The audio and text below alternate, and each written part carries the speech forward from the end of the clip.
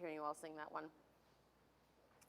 All right, so our scripture verse for today is coming from the book of Ruth. You find it on the back, and I'm going to read it for you now. As you're following along, if I make a mistake, ignore it. Okay. Listen for the word of the Lord. Then, Naomi, she started to return with her daughters-in-law from the country of Moab. For she had heard in the country of Moab that the Lord had considered his people and given them food. So she set out from the place where she had been living, she and her 2 daughters-in-law, and they went on their way to go back to the land of Judah. But Naomi said to her 2 daughters-in-law, "Go back, each of you, to your mother's house. May the Lord deal kindly with you as you have dealt with the dead and with me. The Lord grant that you may find security, each of you, in the house of your husband." Then she kissed them, and they wept aloud. They said to her, "No, we will return with you to your people." But Naomi said, "Turn back, my daughters. Why will you go with me? Do I still have sons in my womb that they may become your husbands? Turn back, my daughters. Go your way, for I am too old to have a husband. Even if I thought there were hope for me, even if I should have a husband tonight and bear sons, would you then wait until they were grown? Would you then refrain from marrying?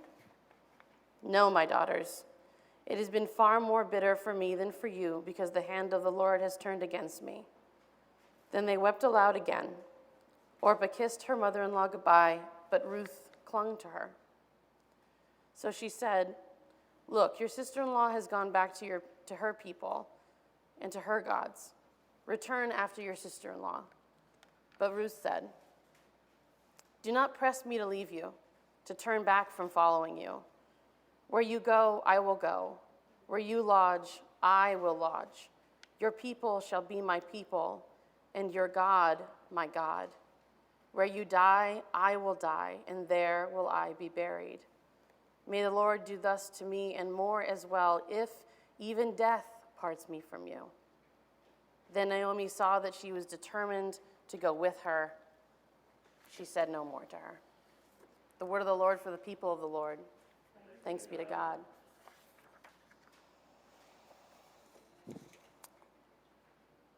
Forgive me, I have to grab my coffee, just in case. So, one of the things that I love about our congregations is that we've decided to kind of yoke ourselves together for some things, kind of the way that Naomi and Ruth have. So this month has been a very busy month for both of our churches. So first, we all came together for Pride at the beginning of the month, which was a huge deal, and we did multiple Prides. And it was wonderful to see that there were Commonwealth people there and also a huge showing of hot metal people there. And we kind of came together to show people how loved that they were and to just spread joy to people. I think that this is one of the reconciling acts that the church needs to be doing right now, is to sow love where before we have sown a lot of discomfort and sadness and hatred. But our churches were there, and that's beautiful. And I don't think we take enough of a pause to say, like, look, we did it. We showed up. Yeah, we showed up, and we healed some hurt. I remember at Pride, there was a person that Mike Callahan, who out of nowhere while they were speaking on the street, just felt compelled to tell him that they were expecting a child. And they had told next to no one. That kind of spirit connection is what can happen at Pride. There were lines of people to talk to my friend Don, who's a pastor. That's the kind of spirit magic that can happen at Pride. There were people taking selfies with a cardboard Jesus. It was great, wasn't it? It was perfect. We made our symbols and our God accessible to people who previously had been injured by that image. And we put rainbow stickers on him and a flag around his neck. And we said, this God is here for you. Not just for us, for you. I even prayed with some people. This barely ever happens at Pride. These people, I think, didn't know what I was going to pray about at Pride. I think they were there for other reasons than me. But we prayed. Still counts. Our church has also this month participated in Bethel AME's Juneteenth celebration, their reparations conference. This was a couple Sundays ago. And again, as I'm walking into this church, I see these two congregations here making holy trouble. I think we filled a couple pews between the two of us, a bunch of white people at a reparations conference. And at the risk of congratulating white people for showing up, which I don't want to do, because we haven't shown up enough to get our congratulations yet, frankly. But if we can pause for a moment and say, Christians showed up to a reparations conference. Christians showed up to a conference that essentially speaks about the Jubilee, of giving back what's been taken. We're living out our faith. We're doing it. And I'm so proud of us. And I think that you need to be proud of you too, okay?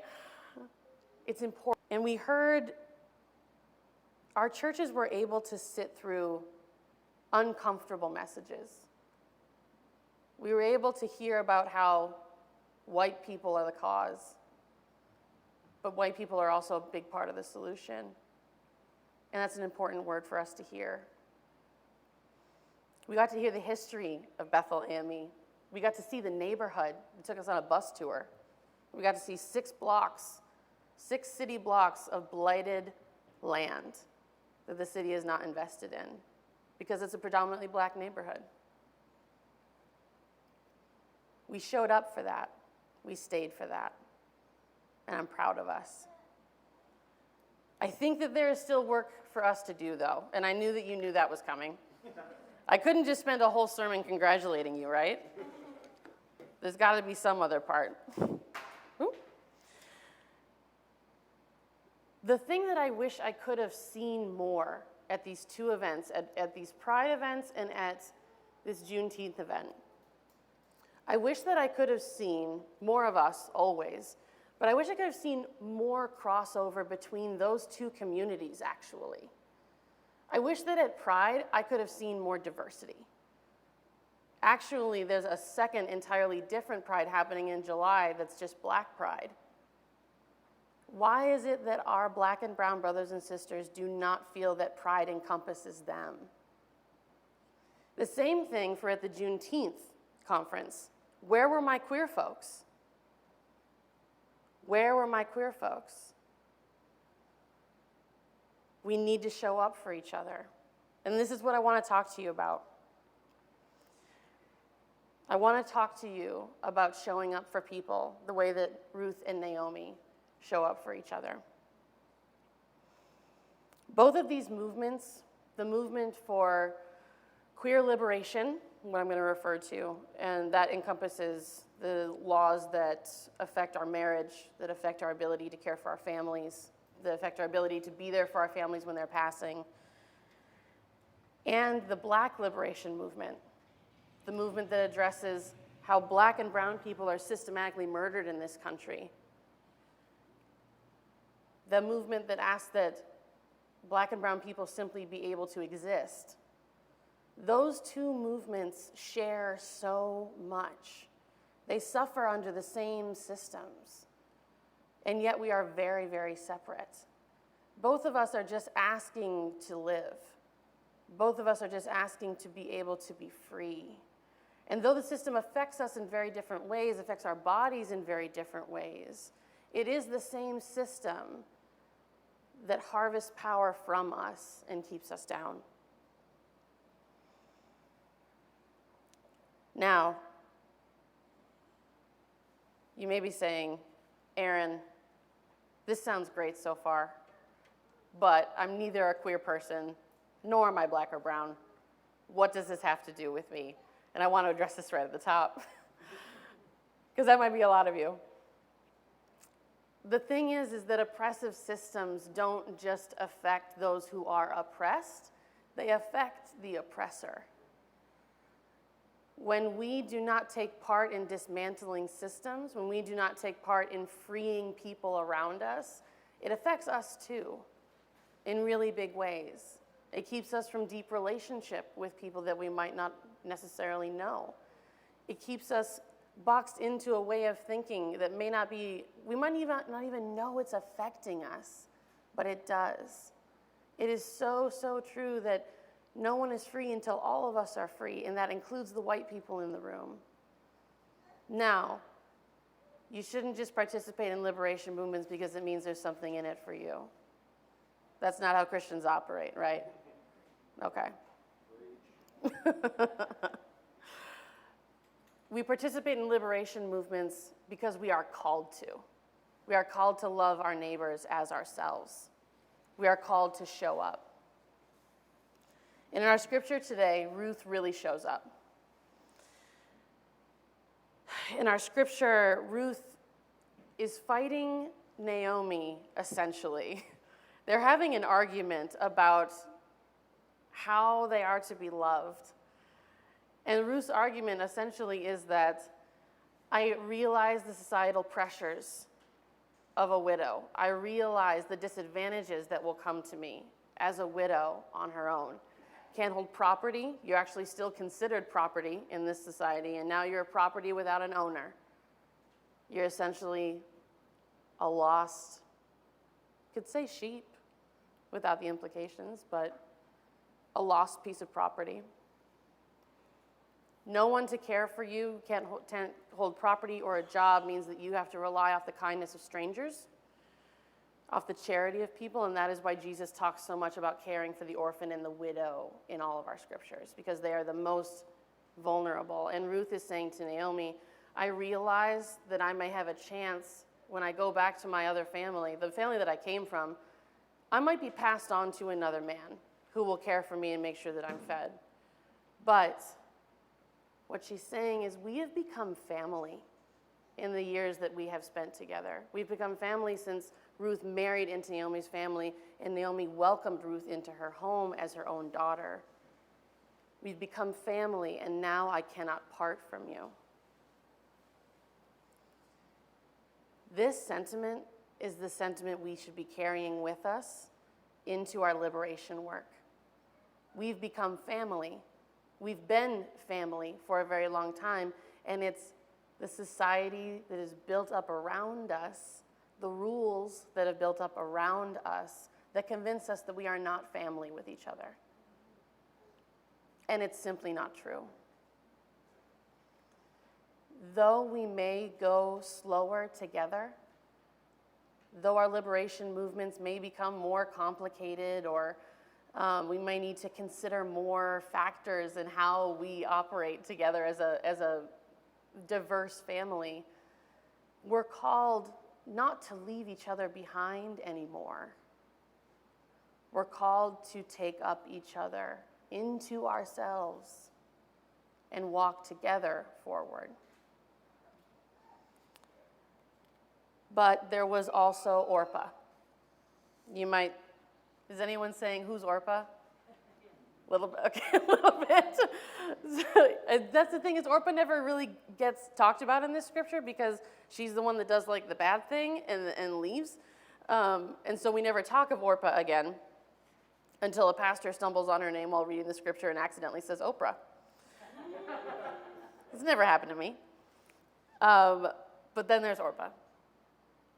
Orpah chooses to leave. And it would be really easy for us to kind of stick in this binary of good and bad, good and evil. Stay good, leave bad. But our God is not a God of binaries. Our God asks us to recognize nuance in these situations. When you listen to the scripture, we notice how much Orpah does want to stay. She weeps with her mother-in-law and with her sister-in-law. She kisses her goodbye. You do not kiss someone goodbye when you do not care for them. You do not kiss someone goodbye when they mean nothing to you. She kisses her goodbye and she weeps. Orpah is in a survival situation. Orpah is being asked to decide how she will live, because it is very possible that if she stayed with Ruth and Naomi, she would die on the streets. She could. We know the rest of the story and what happens next with Boaz and all that stuff, but this is before all that. She's making a difficult decision because she feels that she has no choice. And we must have compassion for the people in our systems that believe they have no choice. It may not be true. They may have a choice. And we can show them what those choices are. But without compassion, without forgiveness and love for the Orpahs of the world, the movement will not change. There will still be white people walking around, alienated from the suffering of others, convinced of their own existence, unaffected by racism and homophobia. We must have compassion for the Orpahs if we are ever to make things different. Again, we are all family, not just the Naomis and the Ruths of the world, not just those people who decide that we can band together. We are all family, including Orpah. And we must bring her with us. We must bring her with us. With grace and understanding, I think that we can. So, I've actually asked you to think about some pretty big things today. I've asked you to think about entire movements. And I know that you also have a 15-minute small group period after this. And I don't think that amongst us we will be able to figure out how to braid together the Black liberation and the queer liberation movements in with a good swirl of white empathy and power. I don't think that we're going to solve all that today. And if we did, I'd be impressed with you as a church, and I'd wonder what mine was doing and why you all weren't coming to preach at my place. But I do want you to think about and talk about what mutual liberation looks like in your life. Mutual liberation. How are you enabling people to be free? It can happen in very small ways, right? If you have a friend who's in a relationship that isn't all that great, it's not terrible. But when we remind that friend that they deserve to be in a relationship that is great, that is liberation. When we remind people that they must demand to be loved for who they are, for the whole human that they are, that is liberation. And that's just like a small talk over coffee, okay? It can be all the way up to big things where you take signs to a march and make sure that you talk to people on the side of the road that are watching. It can be big things like that too. But I'm asking you to think about the small acts of liberation that add up to moments like Naomi and Ruth binding together for the rest of their lives, okay?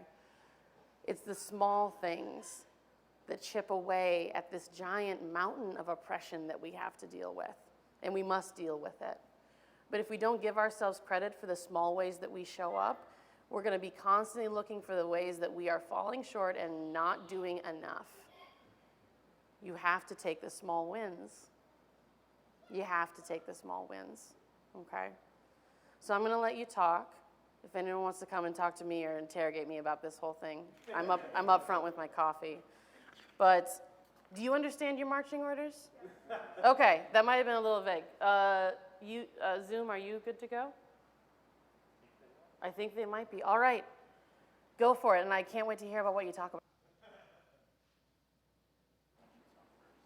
Oh yeah, sorry, we do a reflection song. No, we can't. We're gonna do a little quick song so that you can ruminate on that while you think about it.